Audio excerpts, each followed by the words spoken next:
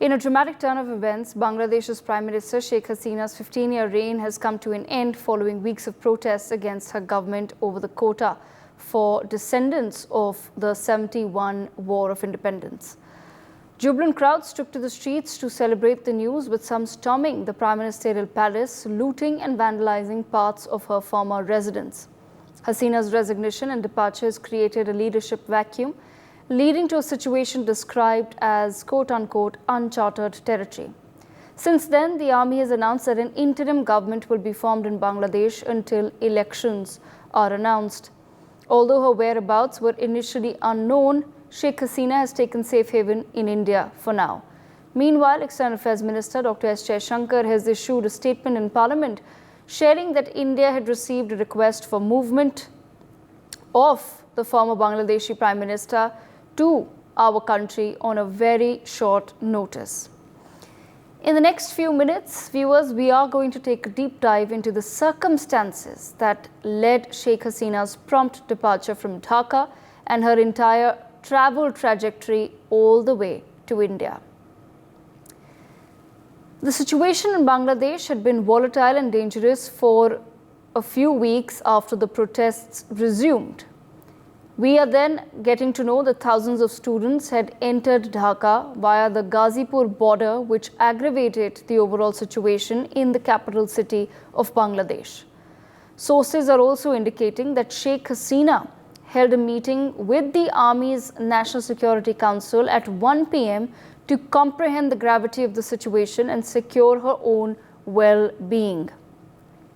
Certain army officials were in favor of her while others were opposed to her. That is when she realized that she was not safe in the country. She secretly tendered her resignation after 15 years of being Bangladesh's Prime Minister. This took place at 1:30 p.m.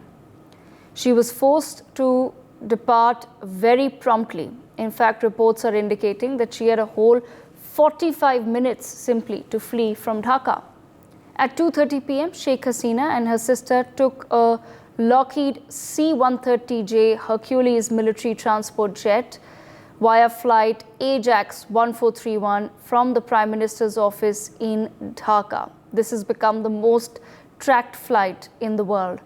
After her departure, protesters entered the PM's palace and looted and vandalized the entire property. By 3:25 p.m., she had crossed Kolkata, thus entering the Indian territory. Soon she landed at the Indian Air Force Base in Agartala, Tripura.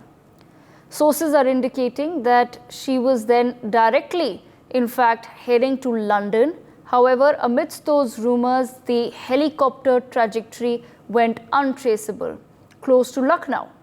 At 5:36 p.m., Hasina and her sister landed at the Hindon Air Force Station near New Delhi.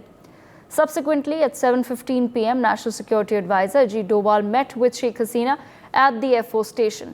Later, visuals of NSC Doval's car surfaced in which you can see him exiting the station.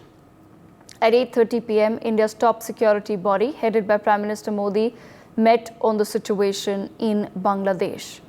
Sheikh Hasina reportedly spent the night at the Hindon Air Base safe house. Today, 2 Government of India VIP vehicles reportedly entered the Hindon Indian Air Force Base. For more such videos, subscribe to the NewsX YouTube channel, hit the bell icon.